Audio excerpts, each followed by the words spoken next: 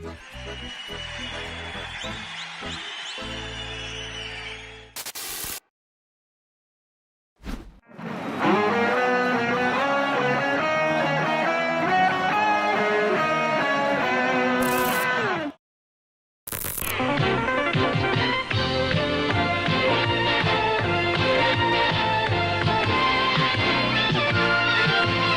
o Palmeiras não está numa boa fase, a gente já sabe.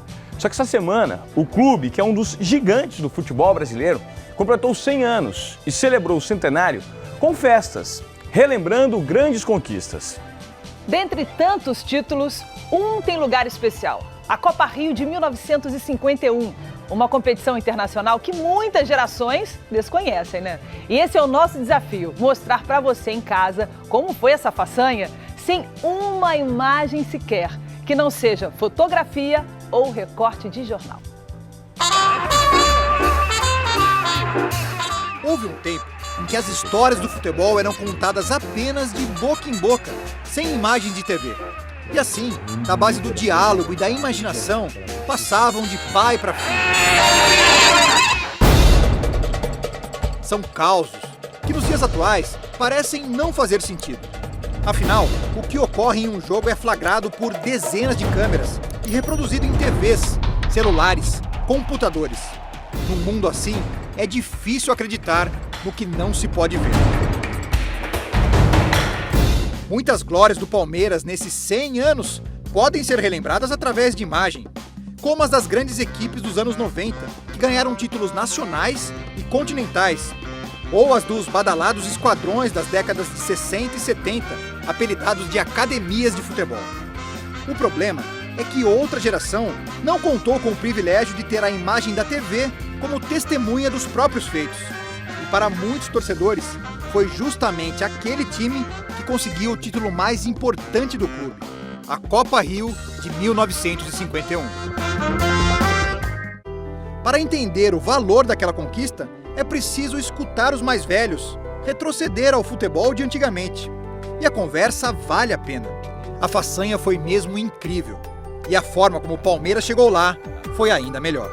Quando o Brasil perdeu a Copa do Mundo de 50, estabeleceu-se uma profunda decepção. Então surgiu a ideia de se fazer uma Copa do Mundo. Claro, não poderia ser uma Copa do Mundo de seleções, mas seria uma Copa do Mundo de clubes.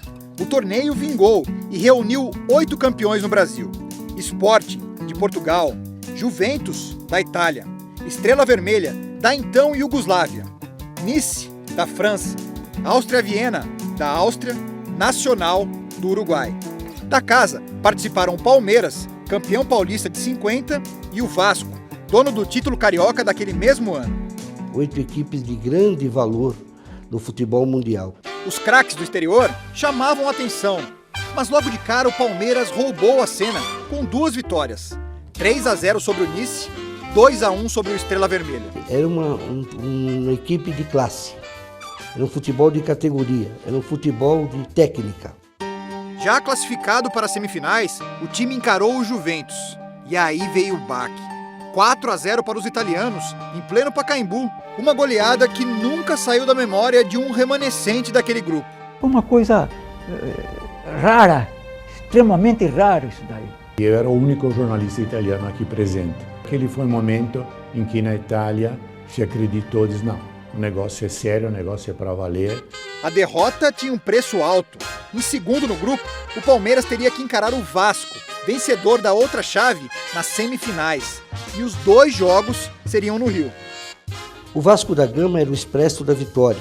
Vários jogadores que haviam participado do Mundial no ano anterior. Foi um épico. 2-1 Palmeiras no primeiro jogo e 0-0 no segundo. Suado. Resultado que assegurou a vaga na grande decisão. Foi um sonho isso daí, né? Foi um sonho. Foi maravilhoso. Do outro lado, estaria de novo o Juventus. A ferida daquele 4-0 da primeira fase permanecia aberta. Mesmo assim, os torcedores seguiram empolgados para o Rio. Nós saímos daqui às 3 horas da tarde e fomos chegar no Rio às 5 horas da manhã. Parecia que São Paulo inteiro foi pro Rio. Tanto esforço valeu a pena. Na primeira partida, o Palmeiras empolgou o Maracanã, venceu por 1-0 e poderia jogar pelo empate no jogo decisivo. Pelo rádio, os palmeirenses ouviram o Juventus fazer 1-0 e depois celebraram muito 1-1, gol de Rodrigues.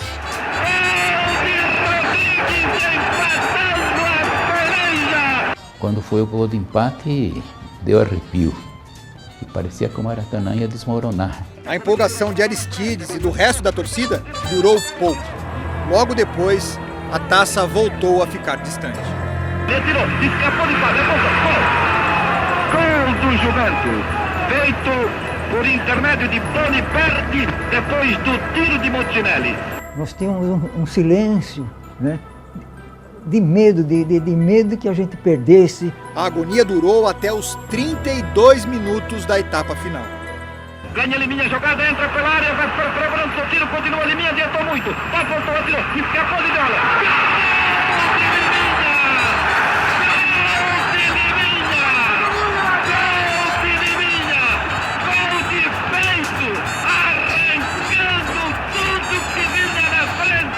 Deixa a gente muito emocionado.